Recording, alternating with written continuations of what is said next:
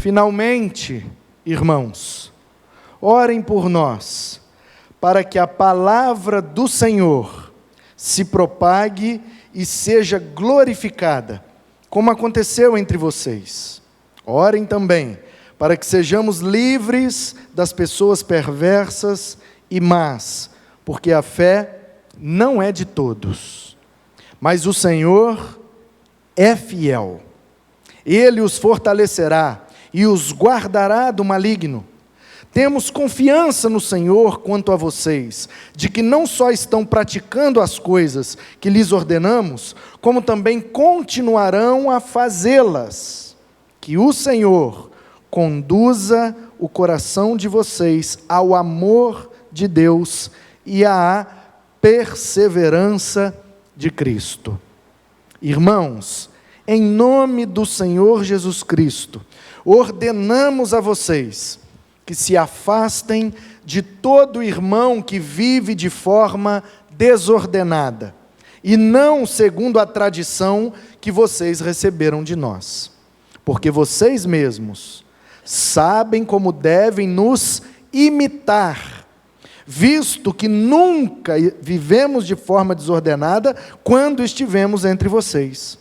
Nem jamais comemos pão à custa dos outros. Pelo contrário, trabalhamos com esforço e fadiga, de noite e de dia, a fim de não sermos pesados a nenhum de vocês. Não que tivéssemos o direito de receber algo, mas porque tínhamos em vista apresentar a nós mesmos como exemplo, para que vocês nos imitassem. Porque, quando ainda estávamos com vocês, ordenamos isto: se alguém não quer trabalhar, também não deve comer. Pois, de fato, ouvimos que há entre vocês algumas pessoas que vivem de forma desordenada, não trabalham, mas se intrometem na vida dos outros. A essas pessoas determinamos e exortamos no Senhor, que trabalhando tranquilamente comam o seu próprio pão. Quanto a vocês, irmãos, não se cansem de fazer o bem. Caso alguém não obedeça à nossa palavra, dada por esta carta, vejam de quem se trata e não se associem com ele, para que fique envergonhado. Contudo, não o tratem como inimigo, mas admoestem como irmãos.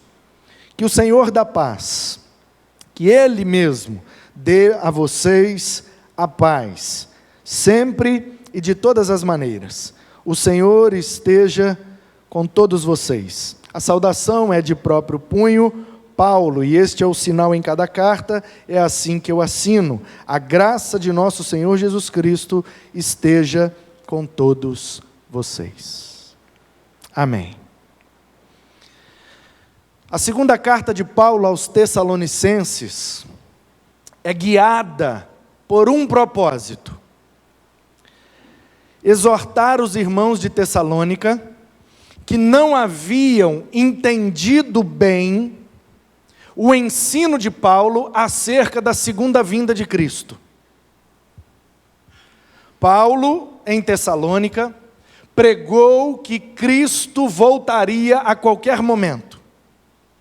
Assim como nós pregamos até hoje, a mesma mensagem. E os irmãos de Tessalônica erraram por excesso e não por falta. Já viu isso? Tem hora que é melhor faltar do que sobrar, mas tem hora que é melhor sobrar do que faltar. Qual foi o caso de Tessalônica? Os irmãos creram piamente que Jesus estava voltando mesmo, daqui a pouco. O que é que eles fizeram?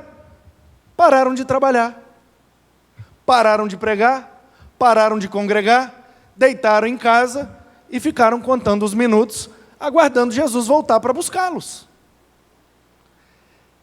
Errado, como diz a galera dos memes aí. Cadê a Tainá? Não é a Tainá que está lá em cima, não? Foi no banheiro? Esther também gosta dos memes, né? Oiê! Apareceu. O David também gosta do meme, a turma do que gosta dos memes aí, né?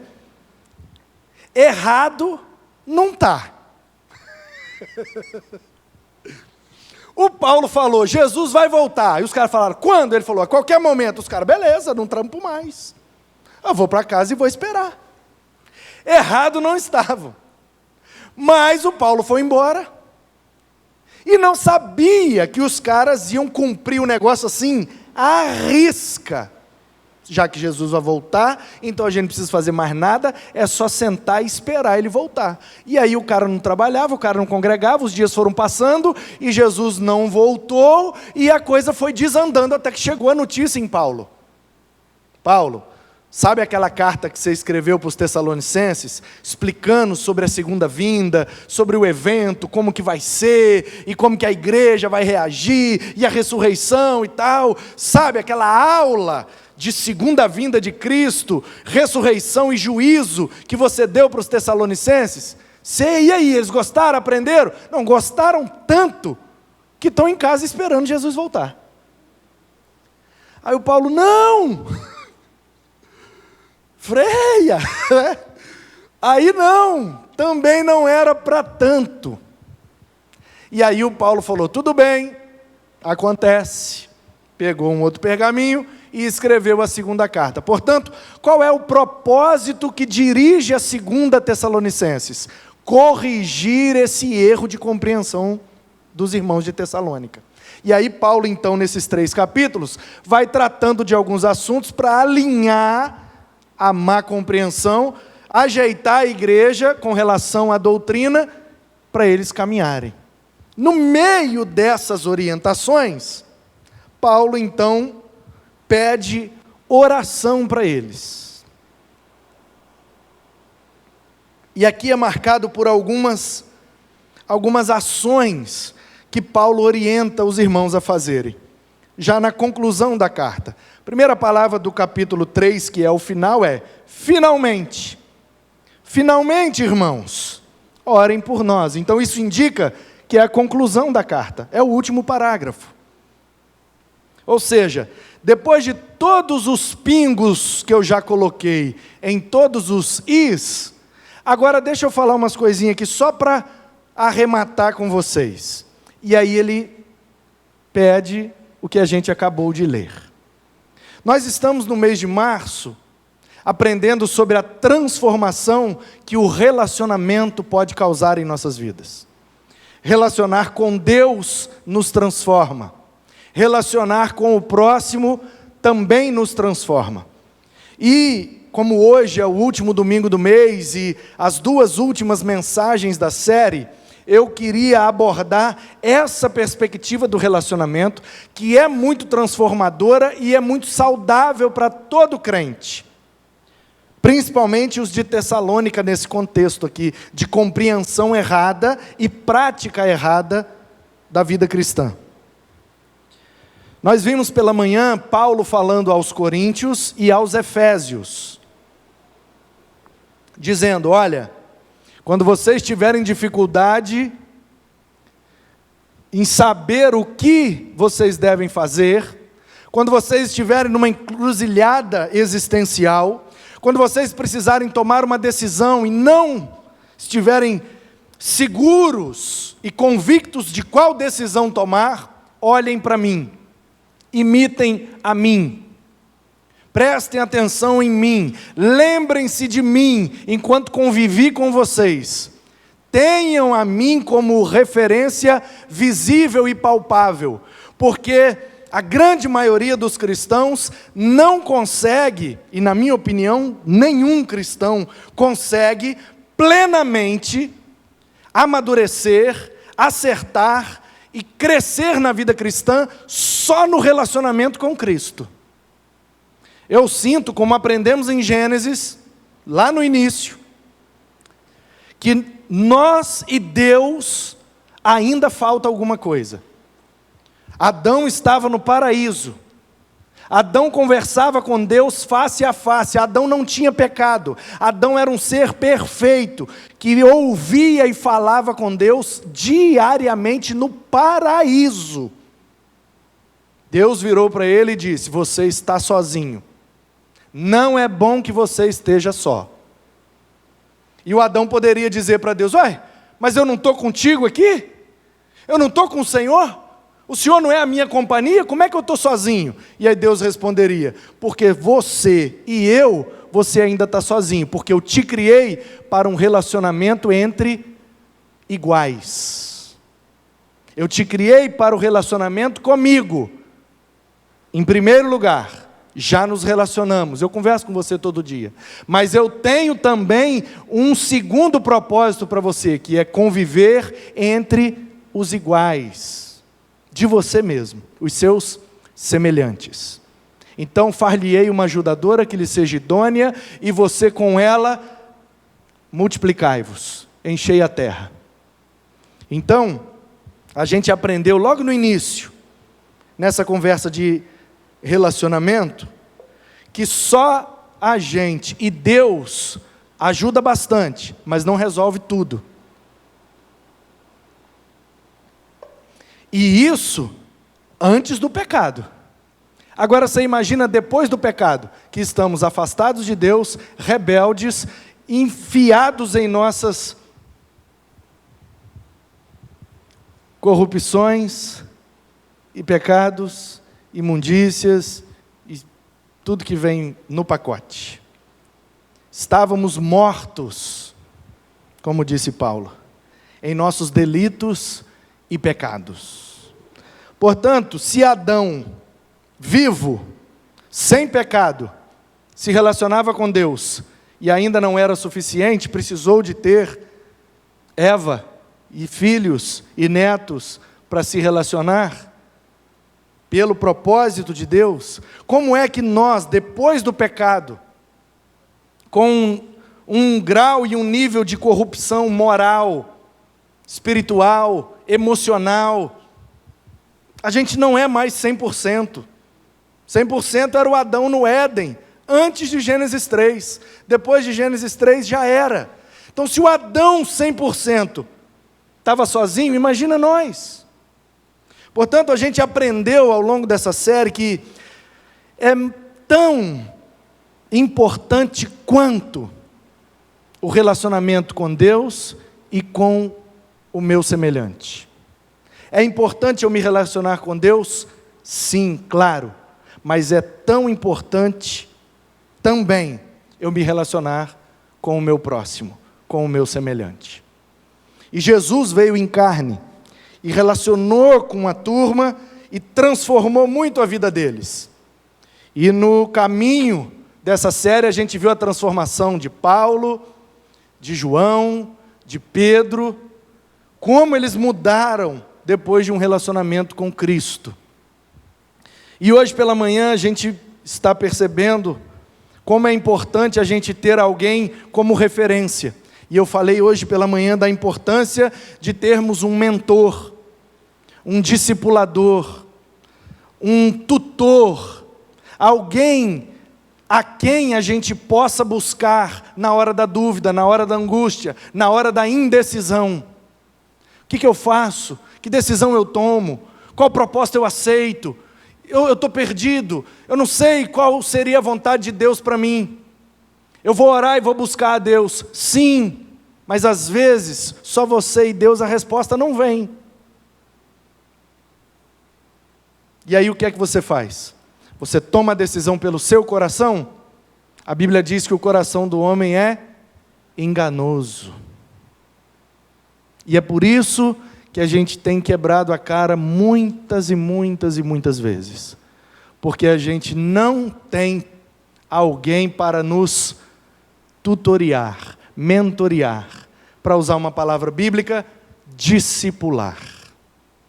E eu pedi hoje pela manhã, como disse, não sei se deveria, mas eu quis fazer, não sei nem se eu podia, mas fiz. Pedi perdão em nome da igreja, que nas últimas décadas confundiu classe de doutrina com discipulado. Pedir perdão em nome da igreja. E eu estou incluído nessa igreja, porque até um tempo atrás eu também tinha essa concepção. O que é discipular alguém? Bom, é pegar um novo convertido, jogá-lo numa classe, ensinar o básico da nossa doutrina e prepará-lo para o batismo. Está discipulado. Lê do engano nosso. Lê do engano. Por quê? Porque algumas décadas depois dessa prática, a gente viveu uma superficialidade e um analfabetismo bíblico nunca antes visto na história da igreja. A igreja inchou demais, o número de evangélicos cresceu exponencialmente, mas a sociedade continuou corrompida, imoral e injusta. Ou seja, é uma igreja que cresce, mas não influencia nas esferas da sociedade. Portanto, não é uma igreja discipulada para transformar a realidade que está inserida. Viramos meros frequentadores de culto, participantes de evento e convivendo no mesmo lugar, cantando as mesmas músicas, mas a nossa vida não era impactada, nós não tínhamos transformação e tampouco a nossa vida causava transformação na vida de mais ninguém. Convidar para a fé cristã, durante muitas décadas, era sinônimo de convidar a frequentar um templo. Quando a gente aprende na essência do Novo Testamento que cristianismo nunca foi frequentar templos. Que tem isso também no pacote, mas essa não é a essência, isso não é o principal, isso não é o primordial.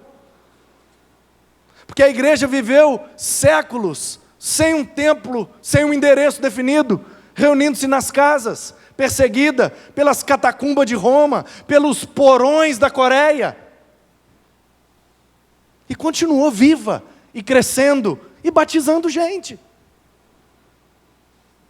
Portanto, queridos, como falei pela manhã, nós precisamos urgentemente nos atentar e tomar essa decisão, ainda que seja um pouco tarde para alguns de nós, não há problema, antes tarde do que nunca. Tomar a decisão de compreender que viver o evangelho genuíno de Cristo não é sobre frequentar alguns lugares e não frequentar outros, ouvir algumas músicas e não ouvir outras, consumir alguns ingredientes e não consumir outros, usar algumas marcas e não usar outras. O evangelho nunca foi sobre isso. O evangelho nunca foi sobre nos diferenciar naquilo que é palpável, mas nos diferenciar naquilo que é espiritual, que é o poder de Deus pelo Espírito Santo em nossas vidas. Esse é o evangelho que transforma a gente. E na medida que transforma a gente, vai transformando quem se relaciona com a gente. Portanto, a gente precisa, como Paulo orientou aos Coríntios, aos Efésios e aos Tessalonicenses, a gente precisa adotar um relacionamento discipulador que vai transformar a nossa vida. Eu preciso, como cristão, porque se eu ouvi a palavra de Deus uma vez e compreendi a verdade que aquela palavra me trouxe, ainda que seja a simples verdade de que sou pecador, não porque peco, mas peco porque sou pecador. Sou pecador. Ainda que seja essa simples verdade, entrar na minha mente e o Espírito me convencer de que isso é justo, de que isso é verdadeiro, já é uma verdade bíblica, eterna, que eu tenho e que outra pessoa pode não ter. Então, se eu sei uma verdade das Escrituras, preste atenção nisso, meu irmão. Se eu sei uma verdade das Escrituras, eu já sei mais do que aquele que não sabe nenhuma. Pastor, mas eu não sei nada da Bíblia. Sabe. Alguma coisa você sabe. Pastor, mas eu não sei nada de Jesus. Sabe. Alguma coisa você sabe. Mas eu sei o que todo mundo sabe. Não. Como é que eu vou descobrir? Conversando com as pessoas, me relacionando com elas, ouvindo elas, percebendo qual é o nível de espiritualidade, de compreensão acerca das questões espirituais e eternas que elas têm. Então, queridos, toda pessoa que conhece pelo menos uma verdade eterna revelada nas Escrituras, ela já está pronta para passar essa verdade para alguma pessoa que não conhece nenhuma verdade. Eu fui na igreja hoje pela primeira vez. Eu me lembrei de um negócio. Eu não posso começar a contar a história, senão estoura o horário. Posso contar ou não? Depois vocês reclamam que eu passo do horário, né?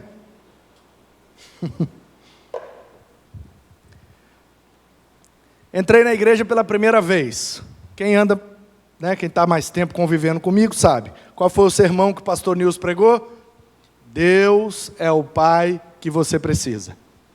Parábola do filho pródigo. Volta para casa, Deus te espera de braços abertos. Eu fui lá e chorei e ganhei o Novo Testamento, mais importante é o amor, dei meu nome, meu telefone, disse que eu queria batizar, fui para casa com essa convicção, agora eu sou batista.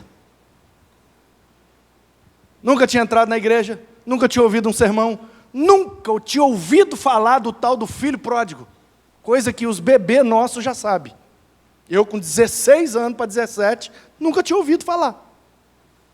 Saí da igreja com essa verdade cravada no meu coração. Deus é o Pai que eu preciso. A mensagem fez todo sentido, porque eu cresci, pai separado, desde que eu era bebê, meu pai foi embora, então não tive pai, então isso acarretou em algumas questões de rebeldia, que me levaram por caminhos tortuosos e que depois me levaram ao caminho justo. Cheguei em casa, não conseguia dormir, lendo aquele Novo Testamento, nem sabia que era a Bíblia, achava que era o livrinho da igreja, não entendi quase nada, mas fui lendo, tomei banho, e fiz as penugens de barba que eu tinha, e dei uma ajeitada no cabelo, peguei uniforme, peguei material, acordei meu irmão, me dá um lápis, eu não tinha material, não tinha nada. E fui no dia seguinte, na primeira aula, cheguei mais cedo, quando o porteiro da escola abriu, ele tomou um susto. O que eu estava fazendo lá? De uniforme, cabelo penteado, banho tomado, cheiroso, skatista, adolescente, passava 2 meses sem tomar banho.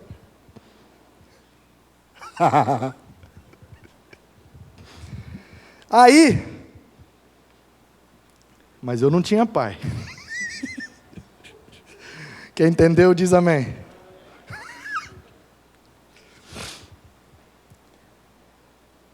Entrei na sala de aula, sentei na primeira carteira. Primeira aula da quinta-feira, professora Doralice. OSPB, Organização Social Política Brasileira.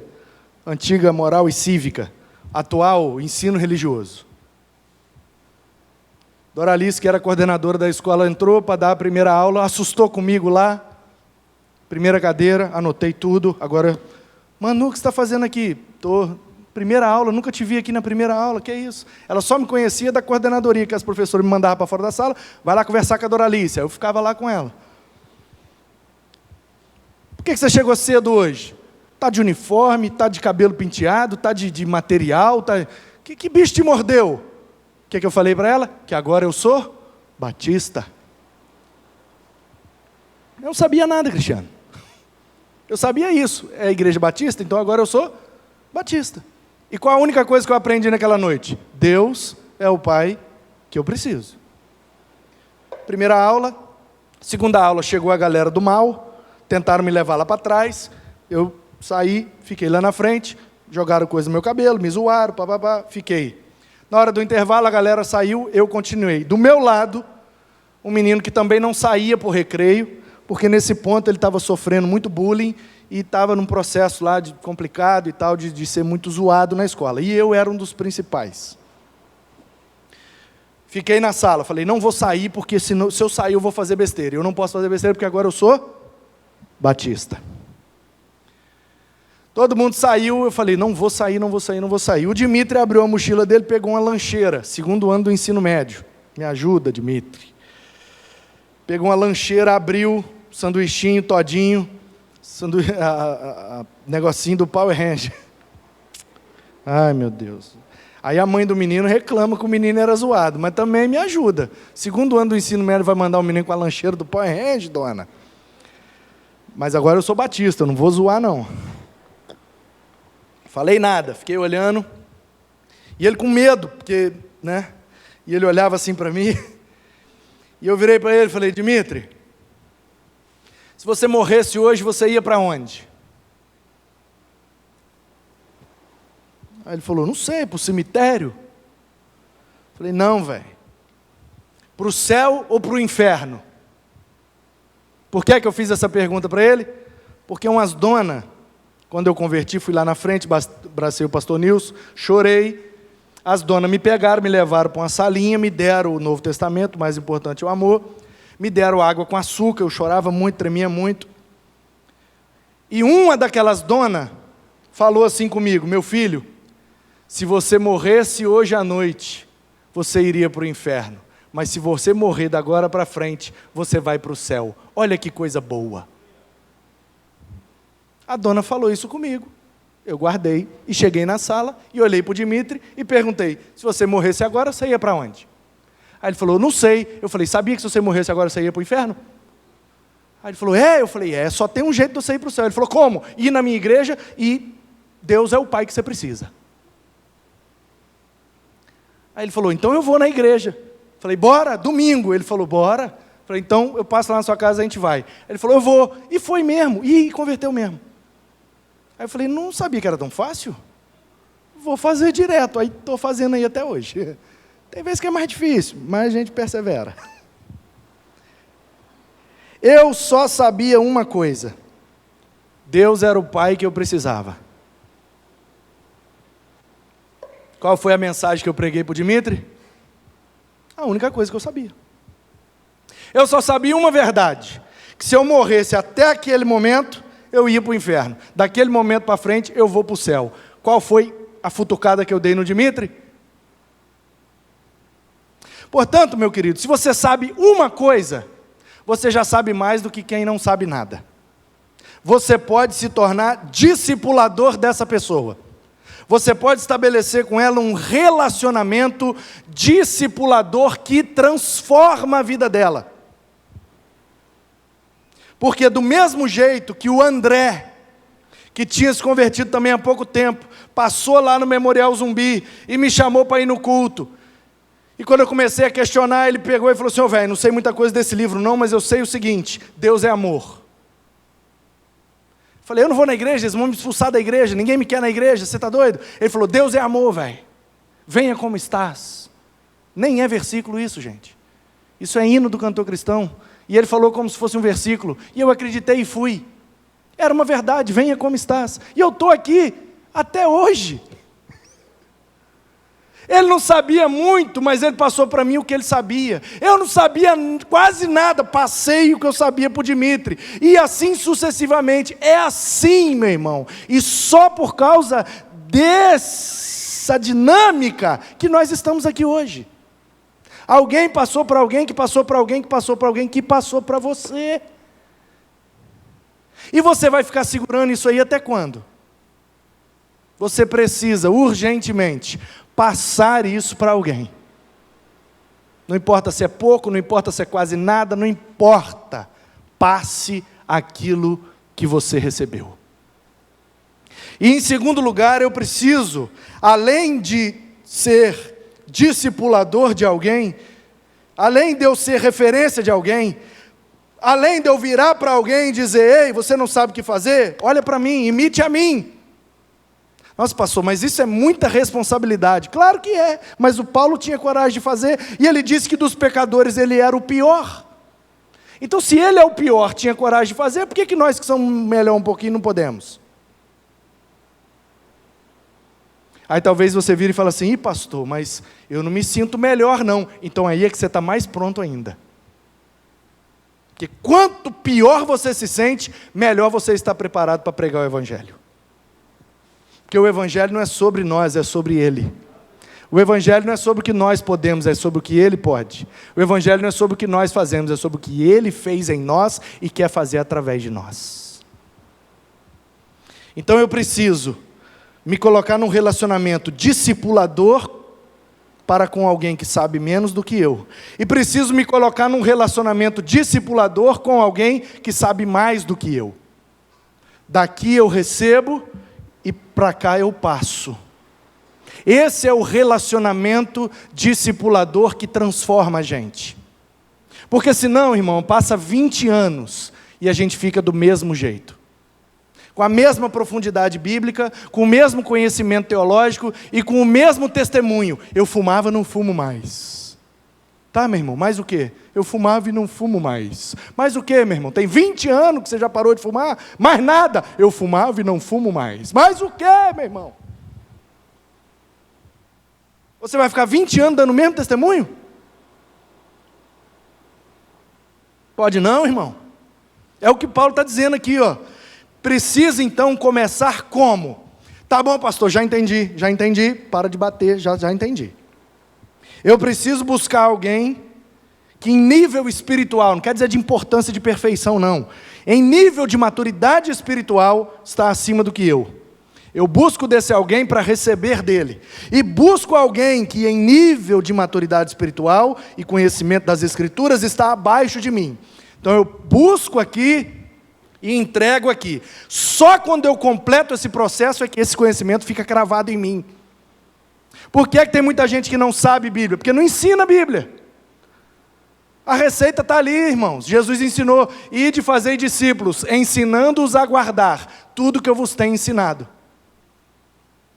Quando a gente ensina os outros, a gente guarda. Quando a gente não ensina, a gente não guarda. Ensinando-os a guardar, a colocar em prática, a obedecer a teoria que eu passei para vocês. Então, irmãos, essa frase é pesada, eu já falei algumas vezes, mas tem que repetir, final de uma série dessa, não posso terminar essa série sem falar essa frase. Discípulo, 2 pontos. Ou você faz, ou você não é.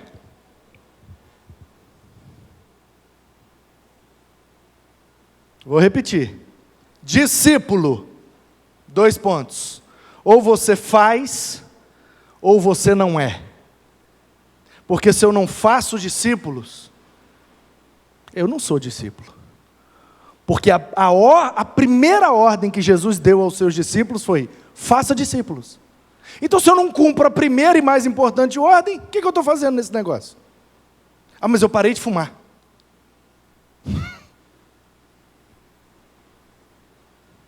Uma bênção, meu irmão. Glória a Deus que você conseguiu vencer o vício do cigarro. Mas o Evangelho é mais do que isso. Eu não acredito, meu irmão.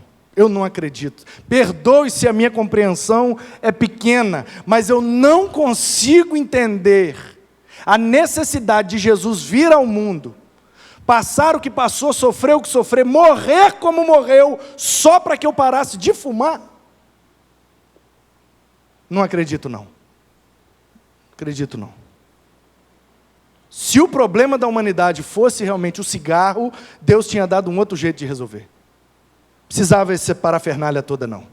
Precisava milhares de anos. Precisava de símbolo, de guerra, de terra, de Babilônia, cativeiro, e não sei o quê, e Roma, e Grécia, Assíria, e Babilônia, e Egito, e vai, e vem, e morre, e vai. Tudo para convergir numa pessoa que se sacrifica para transformar a nossa vida por completo. E a gente reduzir isso a parar de fumar.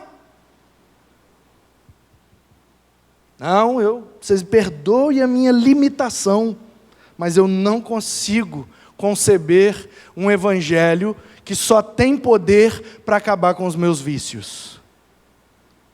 O evangelho que eu vejo nas Escrituras serve para isso também, mas tem outras prioridades. Ele quer mudar meu caráter, Ele quer mudar minha personalidade, Ele quer mudar minhas atitudes, meus pensamentos, Ele quer mudar minha vida por completo. Estávamos ali embaixo agora conversando, eu e o Fernando. E a gente dizia exatamente isso. Olhando para algumas pessoas, no final de suas vidas, e percebendo que elas construíram durante toda a caminhada de sua vida, a gente percebe que aqueles que passaram mais tempo servindo a Deus, ao final de suas vidas, sempre têm um legado maior para deixar, uma herança maior para deixar, princípios e valores bem melhores para deixar para quem fica. Ou seja, em todas as áreas, é melhor viver servindo a Deus. Saíram os dois da mesma roça. Um serviu ao Senhor a vida inteira, o outro viveu na esbórnia a vida inteira. É só você olhar o final das duas vidas. Você vai ver a diferença que faz o Evangelho. Agora, se aquele que serviu a Deus, viveu a vida inteira servindo a Deus, achando que o Evangelho era só para ele parar de fumar, vai chegar lá no final e talvez os dois estejam do mesmo jeito. Ou o que parou de fumar esteja até pior. Porque o Evangelho para ele só serviu para ele parar de fumar. Tinha tantas outras coisas, tantas outras oportunidades e possibilidades. Portanto, não é o poder de Deus que está limitado, é a gente que limita o poder de Deus, achando que Deus só serve para uma ou outra coisa. Faça isso não, irmão. Não limite o poder de Deus, não. Deixa Deus transformar você, mas deixa transformar tudo que tem direito.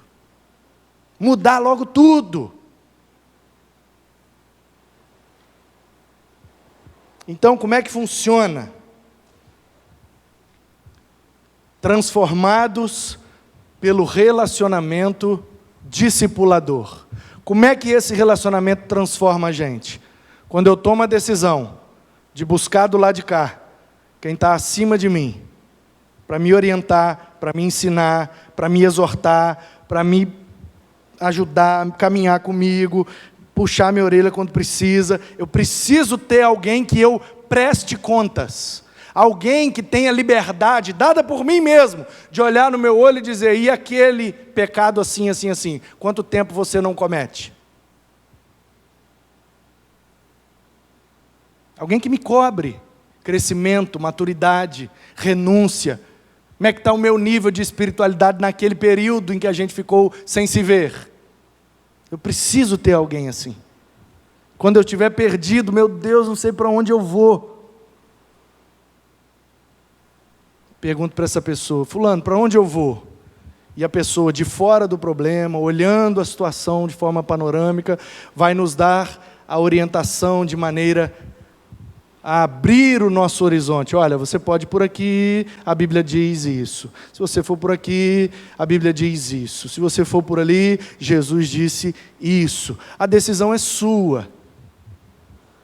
Mas a pessoa te orientou. Se você precisar igual eu falei de manhã, um só não dá conta de mim não. Eu sou problemático com força. Preciso de uma meia dúzia. Então eu tenho um para cada área. Quando eu estou vacilando nessa área, é daquele ali que eu vou. Que ele é referência naquela área. E tem um outro que é melhor na outra área. Eu tenho um monte, porque não dá conta não. O negócio aqui é tenso. Mas eu preciso ter a quem recorrer. E como eu disse de manhã, repito. Eu já errei muito. E vou continuar errando. Não alimenta a expectativa de perfeição a meu respeito não, irmão. Você vai decepcionar mais demais da conta. Eu errei demais, muita coisa. Mas todas as vezes que eu busquei orientação antes de tomar a decisão, eu acertei. Às vezes, e na maioria das vezes, a orientação era exatamente o contrário do que eu queria fazer. E eu estava convicto, esse é o caminho que eu vou tomar, vou fazer assim por causa disso, por causa disso, por causa disso. Aí eu fui em um, meu pastor, é o seguinte, a situação é essa, e eu estou pensando em fazer isso, isso e isso, por causa disso, disso e disso. E aí ele virou para mim e falou, nada disso, você vai para lá. Não, mas eu vou para cá, por causa desse, lista de motivos. Não é para lá que você tem que ir agora, vai para lá. Aí eu falava, tá bom, obrigado. E lá dentro eu falei, para lá nada. Aí eu fui no segundo. Meu pastor, situação é essa, essa e essa, e eu estou querendo ir para lá, por causa dessa lista aqui de motivos. Mano, não sei não, você já orou? Já. Deus confirmou alguma coisa no seu coração? Ainda não. Sei não, estou achando estranho esse caminho para lá. Já pensou para cá? Pensei, mas acho que não é por aí não. Olha lá, acho melhor você pensar para o lado de cá. Aí fui no terceiro. Estou querendo ir para lá por causa dessa lista de motivos. Já tomei a decisão, estou só te comunicando. E falava, então beleza, se você está só comunicando, mete o pé na jaca. Depois você cata os cacos do prejuízo. Porque você acha que vai ser... Não, vai ser não, já foi. Se você já decidiu, já foi. Não, estou brincando, não decidi ainda não, quero te ouvir. Ainda bem, então é o seguinte, para lá. Não é possível, os 3 estão errados? Só o que eu tenho de vida, eles têm de ministério. Será possível que os 3 estão errados e eu estou certo? Não é o que eu quero, mas eu vou fazer, porque eu não tenho coragem de contrariar esses 3 homens. Fiz o que eu não queria. Não é que deu certo? Não é que era a decisão acertada mesmo? Qual é o nosso problema? A gente tem preguiça, a gente tem vergonha, a gente é tímido. E é essa timidez que a Bíblia condena. Não é essa timidez de característica pessoal, de introversão. Não é isso que a Bíblia condena. Isso aí é característica de personalidade. O que a Bíblia condena é essa timidez. É que o Espírito que habita em mim já me deu ousadia para fazer o que tem que ser feito para acertar. Mas aí eu me acanho. Mas eu tenho vergonha. Mas eu não sei o quê. Aí eu fico enrolando, procrastinando e tenho preguiça. Aí chega o dia de tomar a decisão. Aí eu tomo a decisão sem consultar. Eu dou com a cara na parede.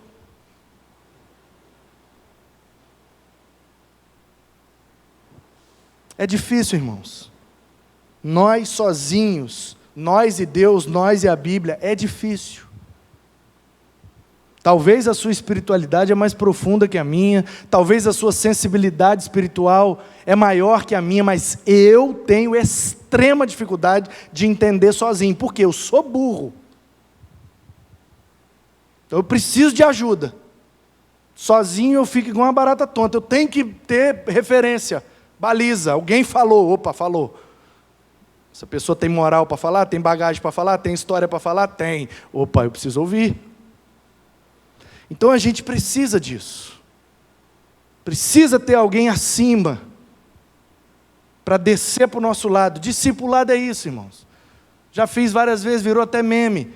A pessoa está mais abaixo. O que é discipulado? É o discipulado dela. E o outro que está acima desce para o meu lado. E a gente vai descendo um para o lado do outro para poder ajudar na caminhada. Porque é complicado viver com Deus, andar com Deus, agradar a Deus em tudo. Então eu tomo a decisão de pegar de cima e tomo a decisão de baixo também aqui, de ter alguém abaixo de mim. Pastor, mas eu não sei nada. Eu já te falei. Se você sabe uma coisa, você já sabe mais do que quem não sabe nada. Mas no meu convívio todo mundo sabe mais do que eu. Então sai para a rua fora aí batendo nas portas e caçando alguém para conviver com você que sabe menos. Vai ali na praça ali, Senta ali no banco da praça, vai aparecer alguém com um cachorro lá. Na praça aqui da Igreja Católica, na segunda, na beira da praia. Vai lá na praça dos ciclistas lá. Vai aparecer alguém com um cachorro passeando, com uma bicicleta, caminhando. Vai aparecer alguém. Quando aparecer, você gruda do lado. Ei, boa tarde, tudo bem? Que eu moro ali. É que eu sou maluco, doido, eu quero conversar. Sei lá o que você vai fazer, meu irmão. Inventa a sua estratégia, dá um jeito. Puxa assunto do nada, faz alguma coisa, dá um presente para alguém, puxa um assunto, descobre alguém que sabe menos que você e se coloque na vida dessa pessoa para ser o discipulador dela. Dá trabalho, por isso que chama ministério. É igreja, irmão, não é jujuba não. Um evangelho de cruz. Um evangelho de cruz. O nosso mestre morreu numa cruz. E a gente querendo um evangelho de algodão doce. Não, não tem. Descanso é na eternidade. É lá que é tranquilidade, descanso. Aqui não tem, não. É isso aqui, ó, é sangue, suor e lágrimas. E vamos que vamos. Então, o que eu faço, pastor? O texto disse. Tá bom, eu quero pegar alguém daqui e quero pegar alguém daqui. O que eu faço? Primeira coisa, finalmente, irmãos, orem. Orem. Você vai fechar o seu olho e vai falar com Deus: Senhor, quem é a pessoa que eu vou pegar daqui para descer para o meu lado e ter um relacionamento discipulador comigo? Quem é a pessoa que vai estar aqui, que eu vou descer para o lado dela para ter um relacionamento discipulador com essa pessoa? Você vai orar e vai pedir a Deus para te mostrar. E você sai para viver. E de repente, sua consciência vai fazer assim, ó. Pim! E você vai falar: é essa pessoa. Deus vai te mostrar. Orem, orem. Versículo 2: orem também. Orem, orem, orem, orem. O Senhor é fiel, Ele os fortalecerá e os guardará do maligno. Temos confiança no Senhor quanto a vocês. Não só estão praticando as coisas que lhes ordenamos, como também continuarão a fazê-las. Nós temos confiança de que vocês vão decidir e vão sair daqui para viver essa dinâmica, de ter um relacionamento discipulador que vai transformar você e os outros. Mas o que, pastor, que faz além de orar? Irmãos, em nome do Senhor Jesus Cristo, ordenamos a vocês que se afastem de todo irmão que vive de forma desordenada, e não segundo a tradição que vocês receberam. Eu nunca vou ter um relacionamento discipulador que me transforma se eu continuo junto com pessoas que têm esse mesmo estilo de vida. A pessoa não quer ser discipulada, a pessoa não quer discipular ninguém. Ah, pastor, mas é membro da igreja. Mas você não leu o texto aqui não, gente? Frequenta a igreja, mas não está no negócio não. De fato, ouvimos que há entre vocês algumas pessoas que vivem de forma desordenada, não trabalham, se intrometem na vida dos outros. A essas pessoas determinamos e exortamos no Senhor, que trabalhando como o seu próprio pão. Quanto a vocês, irmãos, não se cansem de fazer o bem. Caso alguém não obedeça a nossa palavra, veja de quem se trata e não se associem com ele. É Bíblia ou não é, gente? É Bíblia ou não é o que eu estou lendo? Então, ou a gente coloca em prática para viver as promessas, ou a gente vai ficar a vida inteira fingindo que está sendo transformado. Mas, de fato, não está acontecendo nada. Porque a gente não decidiu se relacionar de forma discipuladora que transforma a gente. Então, a gente ora, a gente se afasta de quem não está nessa pegada. Ah, então quer dizer que eu não posso conviver? Quer dizer que eu não posso conversar? Quer dizer que eu não posso falar? Claro que pode, irmão. A orientação aí, ó. Contudo, não trate como inimigo, mas admoeste-no como irmão. Você vai futucando essa pessoa aí, ó. De vez em quando você dá um pã, você dá um pim, dá um tchan. Não, vamos ali fazer não sei o que, babá, que não presta para nada. Não, eu tenho que ir ali porque agora eu vou orar com a pessoa ali, que eu estou orando com ela todo dia, nesse mesmo horário. A pessoa já sente o drama. Eu falei: eita, chamei para jogar bola e ele falou que não vai porque vai orar. Chamei para bater um game aqui, Playstation, e não vai Playstation porque vai orar. Não, chamei para fazer uma fofoca aqui, mas não vai fofoca porque vai orar. A pessoa já vai percebendo. Está noutra pegada, está noutra vibe. Entendeu? Outra vibe. Já falei aqui, vou relembrar. Tem gente nova. Dona Beth Bacon. A dona lá de Meaí, porque eu já falei que minha mãe na fé há muitos anos lá. Vira e mexe, eu ligava para a Dona Beth para tirar umas dúvidas. Dona Beth era telefone ligação raiz mesmo, fixo. E ela atendia. Fala, meu netinho. Dona Beth Bacon, inglesa, 60 anos de missões no Brasil, uma das tradutoras da Bíblia NVI. A mulher plantou várias igrejas, vários seminários, aposentou. Foi para a beira da praia, agora estou aposentado, vou descansar. Na beira da praia, depois de aposentada, plantou mais uma igreja. E fez mais um discípulo aqui, ó. Cavalão, velho. Ligava para a dona Beth. Não atendia, não atendia, não atendia, não atendia. Chamava, não atendia, não atendia, não atendia, não atendia, não atendia, não atendia. E eu tinha que tirar aquela dúvida. Meu Deus, dona Beth não me atende, não me atende. Aí eu começava a ficar com raiva. Que a gente é ansioso, a gente é imediatista, a gente é a geração fast food. Miojo, 3 minutos tem que estar pronto. Senão eu já fico doido. Está demorando muito, está demorando muito. Dona Beth não me atende, dona Beth não me atende. 2 horas, 3 horas. E eu no trabalho. Aí fazia aqui, fazia ali. E agora eu vou tentar. E dona Beth não me atende, dona Beth não me atende. Aí daqui a pouco ela atendia. Aí eu falava, ô dona Beth, estou ligando para a senhora desde cedo. Ela falava, me desculpa meu filho, você estava orando.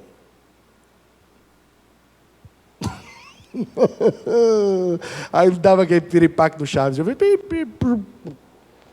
falava, nossa Deus, eu chateado com a dona que não me atendia e ela estava orando. Já falei numa mensagem aqui tem uns 3 anos, vou repetir. Cerque-se de pessoas que não te respondem imediatamente, e quando te respondem depois, é dessa forma. Desculpe não responder antes, porque eu estava orando. Esse é o tipo de gente que Paulo está dizendo aqui, ó. Tessalônicos, guaranhúnicos, cerquem-se desse tipo de gente. Gente que não te responde imediatamente, não é porque estava fazendo bobiça, não é porque estava vendo série na Netflix, não é porque estava na praia, não é porque estava isso, não é porque estava aquilo. Tudo isso é muito bom, é muito ótimo, mas quando uma pessoa vira para mim e fala, oh, foi mal, não te respondi porque eu estava na praia, estava jogando bola, estava não sei o quê. Legal, é direito da pessoa, é maravilhoso, mas quando a pessoa responde, desculpa não responder porque eu estava orando. Ai, meu Deus. Esse é o tipo de gente que eu quero ser amigo. Esse é o tipo de gente que eu quero me relacionar. Esse é o tipo de gente que eu viro e falo assim, aqui, como é que eu faço para ser seu amigo, hein?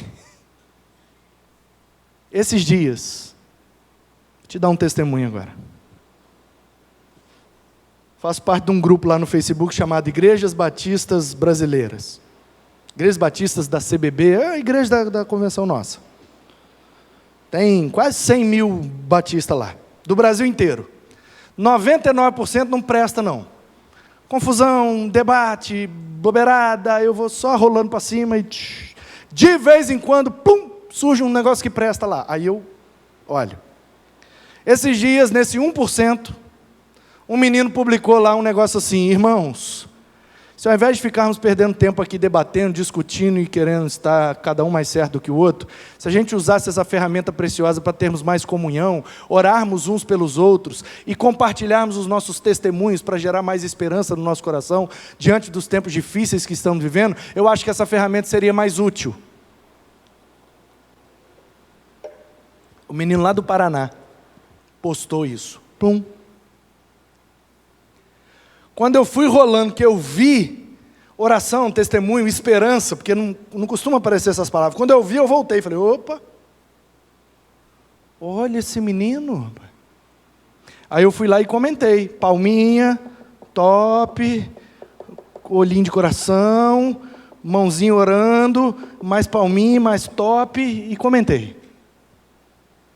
Aí o menino foi lá e respondeu, meu querido, é assim mesmo e tal, é complicado, mas estamos juntos, não sei o que, não sei o que, não sei o que lá. Aí eu respondi embaixo, só tem uma pergunta para te fazer. Aí ele falou, manda para nós. Aí eu disse, como é que eu faço para ser seu amigo? Aí ele falou, opa, agora, chama no zap. Eu chamei no zap. Seminarista, formado, numa igreja no interior do Paraná que está sem pastor, a igreja caiu no colo do menino, menino seminarista, trabalha na área da música, está praticamente pastoreando uma igreja na pandemia, completamente. A esposa trabalha com o Ministério Infantil, tem um canal na internet com várias ferramentas para o Ministério Infantil, um casal crente, uns meninos top do interior do Paraná, uns alemãozinhos, coisa mais linda, e crente, os miseráveis, segurando a onda de uma igreja que está sem pastor no interior do Paraná, em plena pandemia.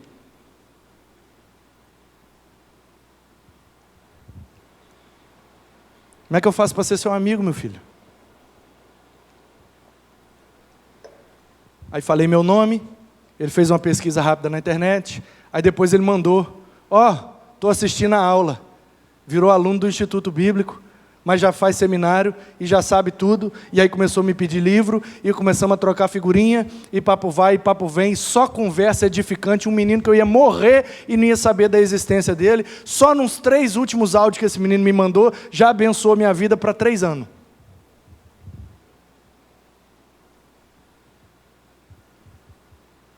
Irmãos, ou a gente toma a decisão de ter relacionamentos discipuladores, edificantes, transformadores, ou vai passar 20 anos e a gente vai estar repetindo que a gente parou de fumar. Nós vamos tomar essa decisão, como igreja. Isso não é um programa, isso não é um método, isso não é um pacote, não, isso é uma orientação das Escrituras.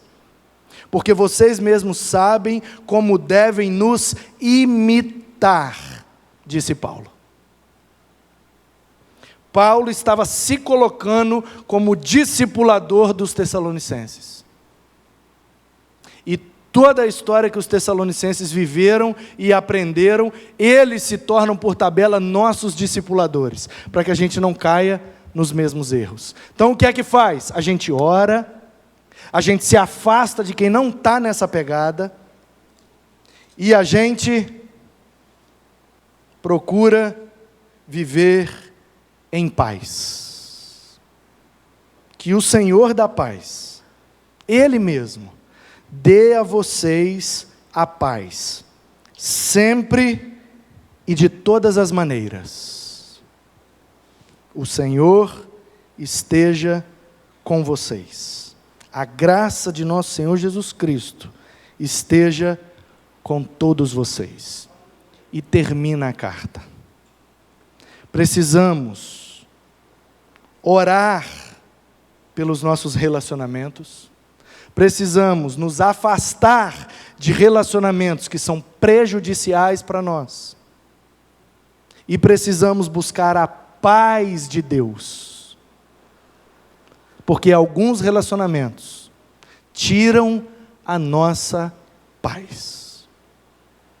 A turma está chamando aí, está na moda de chamar de relacionamentos tóxicos. Pois bem, você quer fazer um detox de relacionamentos? Cumpre essa orientação bíblica. Busca viver nessa pegada, sendo discipulado e discipulando alguém. Que aí você chama a responsabilidade para você. Eu quero aprender e eu quero ensinar. Então eu preciso estar em dia. E é esse senso de responsabilidade que vai nos transformando. Não é fácil e não é de uma hora para outra. Portanto, quanto mais rápido a gente começa a fazer, mais rápido a gente começa a melhorar. A decisão é nossa, irmãos. E ela é individual. É de cada um de nós. Como pastor, como orientador, como responsável em usar esse livro para orientar a sua vida, para que você se pareça mais com Jesus. Eu quero que em nome dele, que você creia nessa orientação bíblica, que mantém a igreja viva há 2000 anos. Alguém se colocou como aprendiz, e alguém se colocou como mestre. Alguém se colocou numa relação para aprender, e alguém se colocou numa relação para ensinar. É isso que mantém a igreja viva e funcionando.